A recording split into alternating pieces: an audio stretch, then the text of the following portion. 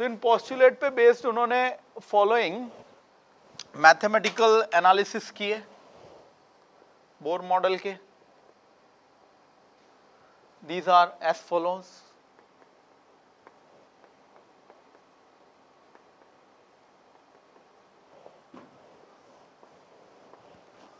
Like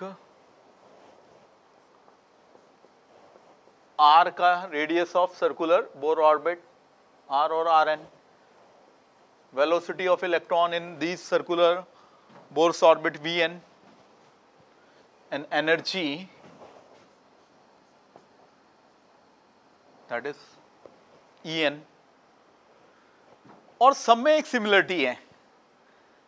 सब जो ये मैथमेटिकल एनालिसिस किए इन द फॉर्म ऑफ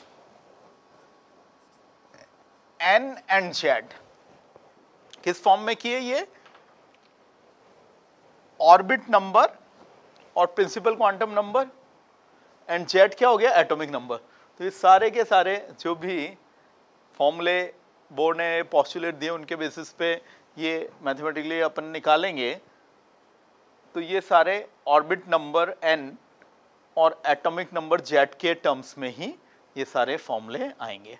तो स्टार्ट करते हैं. Determination of radius of circular Bohr's orbit.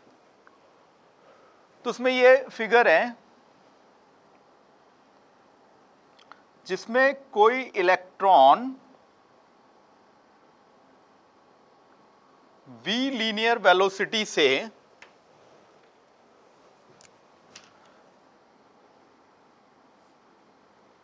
Rn radius वाले सर्कुलर बोर ऑर्बिट में रिवॉल्व कर रहा है.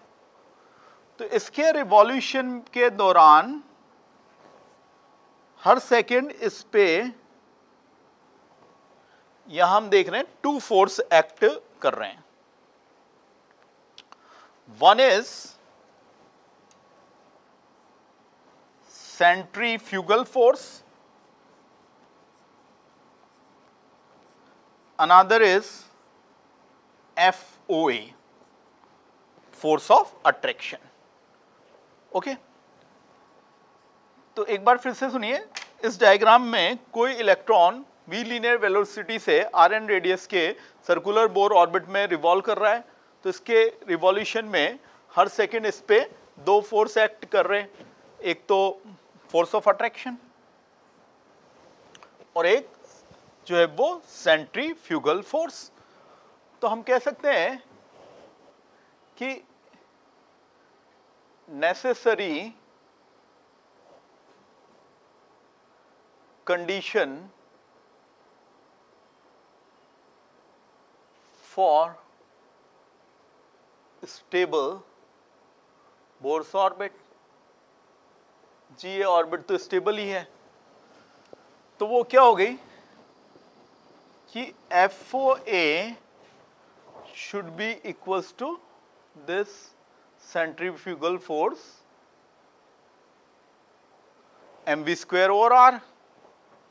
अब FOA क्या है? Force of attraction Coulomb's law से है ना. तो मैग्नीट्यूड वाइज हमारी ये फोर्स हमने बैलेंस कर ली है. तभी तो ये स्टेबल बोर ऑर्बिट हो रही है, ना श्रिंक हो रही है ना एक्सपेंड हो रही है. अब Q1 क्या है? हमारे डायग्राम में इलेक्ट्रॉन है तो उस पर जी चार्ज कितना हो गया? E. तो Q1 की जगह पुट कर दो E. Q2 हमारे डायग्राम में कौन है? न्यूक्लियस.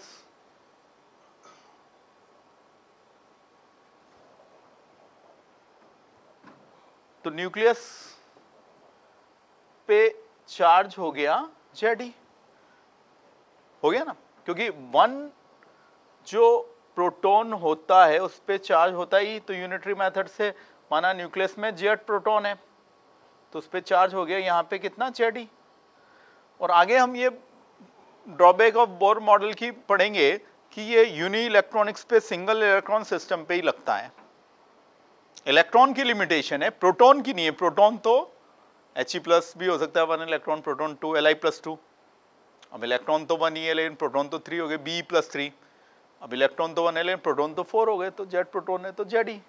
तो यहां इसको हमने प्लग इन किया. एक R से एक आर यहाँ कैंसिल हुआ, तो मैं कह सकता हूँ कि क्या आया मेरे पास K Z E square over R is equal to M V square, let it 1। अब मैंने जैसे यहाँ पे बोला था कि ये सारे फॉर्मूले हमारे एन एंड जेड के टर्म्स में आएंगे और कोई इसमें वेरिएबल नहीं होगा, तो हमको v को इसमें एलिमिनेट करना चाहिए। तो हम Bohr's postulate of quantisation of angular momentum से क्या जानते हैं कि M V R is equal to N H by 2 pi. तो इससे वेलोसिटी मेरे क्या हो गई N H over 2 pi M R. Put it in 1, तो इसको हम जो है वो 1 में रख देते हैं। तो हमें क्या ऑब्टेन हुआ K Z E square over R M और वी स्क्वेयर, स्क्वेयर कर लो इसका, N square H square 4 pi square M square R square. जो भी कैंसिल आउट हो रहा है उसको कैंसिल कर लेते हैं, ये आर से आर कैंसिल हो गया जी, ये एक एम से और एक एम कैंसिल हो गया। तो मेरे पास आर और आर एन का फॉर्मूला आ गया N square H square 4 pi square M Z K E square. देखिए आर तो इधर चल गया, एन स्क्वायर एच स्क्वायर ये है, 4 पाई स्क्वायर एम यहाँ का यहीं रह गया, और ये मतलब के जेड ई स्क्वायर यहाँ आ गया। अब बहुत सारे इनमें कांस्टेंट्स हैं, तो इन कांस्टेंट को अपन रिमूव कर लेते हैं। क्या हमको ये वाला पूरा फॉर्मूला, बड़ा फॉर्मूला भी याद रखना चाहिए? बिल्कुल रखना चाहिए। एग्जाम में जो है वो अपना टाइम कोई अच्छे क्वेश्चन को समझने में, सॉल्व करने में, उनकी स्टेप्स को एक जगह से दूसरी जगह सब्स्टिट्यूट करके वेरिएबल्स को कैंसिल करने में ऐसे जो है वो करना चाहिए। अगर वहाँ आप डिराइव करने बैठेंगे, कभी ये यूज़ में आ गया आपके, जिस साल आप कंपटीशन दे रहे हैं तभी, तो फिर आपको प्रॉब्लम होगी। तो एक्स्ट्रा कुछ चीज़ें याद रख लें तो उनमें कोई बुराई नहीं होती है। तो कांस्टेंट की वैल्यूज़ हम सब्स्टिट्यूट कर देते हैं यहाँ पे, है ना। Like these are constant very much known. H Planck constant, as we know, it is 6.62 into 10 to the power minus 34 joule into second। क्योंकि E और न्यू है तो उससे यूनिट आ गई। Now what is the pi value? 3.14। What is the m mass of electron? Ji SI में कर रहे हैं ना, तो ये हो गया 9.1 into 10 to the power minus 31 kg। Z तो ठीक है वेरिएबल रखेंगे। के क्या हो गया 9 into 10 to the power 9 newton metre square over coulomb square. E electronic charge, unit के की भी आ गई, F इज इक्वल टू के Q1 Q2 और आर स्क्वायर से, है ना। फॉर्मूलों से आ जाती है यूनिट्स। तो ये हो गया इतना कूलम। तो सॉल्व करने से क्या आया, R N 0.529 into 10 to the power minus 10, okay, N square over Z metre. अब यहां से इसको मैं लिख सकता हूं आर और R N is equal to 0.529 N square over Z angstrom. So this is the important formula। तो यहाँ पे ये एन और जेड के टर्म्स में आ गया और इसमें यूनिट अटैच्ड है, ओके। तो इस पे बेस्ड अपन अब जो है वो इक्वेशन पे बेस कुछ एग्जांपल्स को देखेंगे। लाइक सेम जेड के लिए मैं कहूँ R1, R2, R3, R4 so on में ऑर्डर क्या होगा। तो हम जानते ही हैं कि इक्वेशन से R proportional to n square, तो n बढ़ाएंगे तो ऑब्वियसली R भी बढ़ेगा, तो ऑर्डर हो गया ऐसे। और अपन इससे देखें RA over RB is equal to क्या हो गया, NA square over NB square. जी अगर N और Z दोनों ही चेंज हो रहे हैं और फिर कंपेयर करना है एक दूसरे के टर्म्स में, तो क्या है, R proportional to N square over Z है ना, तो हम क्या लिख सकते हैं कि RA over RB NA square over NB square, और जी क्रॉस का रिलेशन है तो नीचे जेड भी ए आ गया और ऊपर क्या आ गया, जेड भी, है ना। तो ऐसे उसी इक्वेशन के वेरियस फॉर्म्स को हमको क्वेश्चन में अप्लाई करना पड़ेगा। So let's do few numerical example on determination of radius of the Bohr orbit, Bohr's orbit. So this is the first example. What they are saying, calculate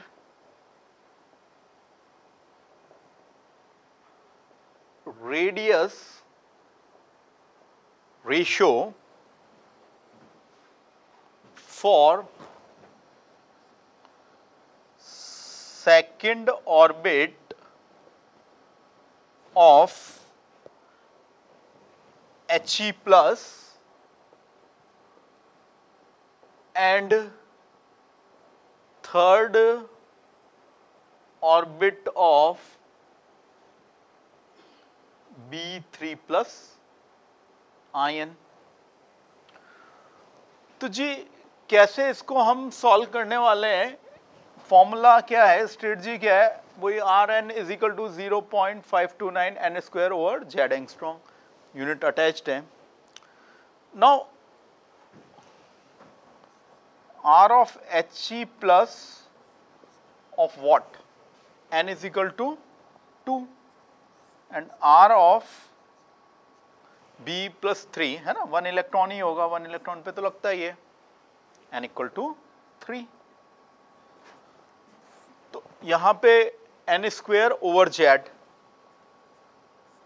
ये हो गया, और again n square over Z अपन ने यहां पे भी put कर दिया। तो ये तो क्या हुआ 4/2 और ये क्या हुआ 9/4। तो इसको मैं क्या लिख सकता हूं, 4/2 इंटू 4 ओवर 9। तो ये मेरा यहां पे आ गया 8/9 सॉल्व करने से, है directly proportional to n square और जेड से अपन ने देख लिया। Now let's do the next example. इसमें क्या कहा गया है कि if the radius of second orbit of Li2 plus ion is x angstrom, then find the radius of first orbit of He plus in terms of x। तो again ये comparison वाला formula इसके सॉल्यूशन में हम यहाँ लिखा ही हुआ है, इसको मैं हाईलाइट करता हूं, इसको लगा लो। तो ये क्या हो गया, RA ओवर RB। तो ये लिथियम को ले लेते हैं, है ना, A Li+2। तो इसका ZA यहां पुट कर दिया। सेकंड है तो इसका ये 2 का स्क्वायर यहां पुट कर दिया। अब दूसरा क्या है, जो है वो अपने, ये तो n=2 वाला है और ये जो है He+ है, ठीक है, फर्स्ट ऑर्बिट पे आना है इसके, ठीक है। तो ये मेरा क्या हो गया, 1 का स्क्वायर और एटॉमिक नंबर इधर जाएगा इंटू 2। तो then this will provide us the required answer. And one more thing in terms of x, नहीं तो अपन तो अलग से ही निकाल लें वो, है ना, He+ की तो, लेकिन x के टर्म्स में ही निकालनी है, ये तो डायरेक्ट अपन 0.529 n² ओवर z एंगस्ट्रॉम से भी निकालने सकते हैं। तो ये मेरे को क्वेश्चन में प्लग इन करना है x। तो यहां से ये 3x/8 आ गया ना, इसको फाइंड करना है, जिसको फाइंड करना है उस पर मैं स्टार लगा रहा हूं। तो 3x/8 ये यहां से आ गया। इसके बाद जो है वो नेक्स्ट एग्जांपल देखिए कि H एटम के जो है फर्स्ट और सेकंड बोर ऑर्बिट की रेडियस निकालो। तो H एटम में n बराबर 1, 0.529 n² और Z भी 1 हो गया। अगर हीलियम होता और थर्ड ऑर्बिट होता, He+ होता और थर्ड ऑर्बिट होता, तो यहाँ 3² हो जाता n², और Z कितना हो जाता है He+ में, 2 हो जाता। सेकंड निकालना है तो क्या हो जाएगा, 0.529 2² n², Z तो 1 ही है, एंगस्ट्रॉम। तो ऐसे निकाल लेंगे, है ना, n और Z। फिर नेक्स्ट एग्जांपल है कि H एटम है ना। एक चीज और नोटिस करिए कि ये 0.529 एंगस्ट्रॉम को हम बोर्स रेडियस भी बोलते हैं। तो नील्स बोर एक फिजिसिस्ट थे और उनको उनके इस वर्क के लिए नोबेल प्राइज भी मिला, और उन्हीं के ऑनर में इस वैल्यू को हम जो है वो बोर रेडियस भी बोलते हैं। 1 इलेक्ट्रॉन सिस्टम में के लिए तो ये सक्सेसफुल है बोर्स मॉडल, और ये H एटम में n=1 में रेडियस आया, तो इसे 0.529 एंगस्ट्रॉम को हम बोर्स रेडियस भी बोलते हैं। तो H एटम में मैं कह रहा हूं कि R1, R2, R3, R4, R5, अगर R1 मेरा A0 है तो R2, R3, R4, R5 को A0 के टर्म्स में निकालो। अब सेम Z के लिए अभी अपन ने देखा था R प्रोपोर्शनल टू n², तो हमें ये चीज माइंड में यूज करनी है, RA over RB = NA² over NB²। और इसमें भी ये आपको दे दिया A0 और ये दे दिया फर्स्ट ऑर्बिट यानी 1 का स्क्वायर। तो क्या होगा, सेकंड में 2 का स्क्वायर हो जाएगा A0, थर्ड में 3 का स्क्वायर क्रॉस मल्टीप्लाई, 4 में ये R4 तो ये 4 का स्क्वायर हो गया ऐसे। तो अपन कह सकते हैं 2 का स्क्वायर A0 और ये वाला मेरा क्या हो गया 3 का स्क्वायर A0, ये क्या हो गया 4 का स्क्वायर A0, ये क्या हो गया 5 का square A0। These value we will be obtaining।